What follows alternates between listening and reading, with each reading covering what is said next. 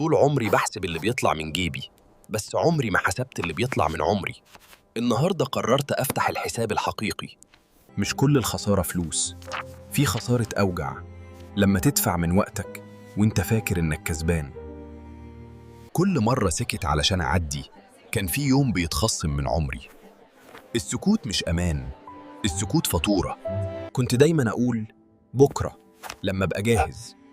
ما فهمتش غير متأخر إن التأجيل أغلى قرار. دفعت نفسي علشان الكل يكون مبسوط، وفي الآخر محدش دفع معايا الثمن غيري. مش كل اللي ببلاش ملوش تمن، في حاجات بتدفعها من تركيزك وحلمك. قارنت حياتي بلقطة من حياة غيري ونسيت إن كل واحد له طريقه. ساعتها فهمت أنا مش فقير فلوس، أنا فقير قرارات. مش كل خسارة نهاية، في خسارة بتصحيك وتعلمك تحسب صح. لو هتكتب مصاريفك بجد، اكتب اللي راح منك مش اللي خرج من جيبك.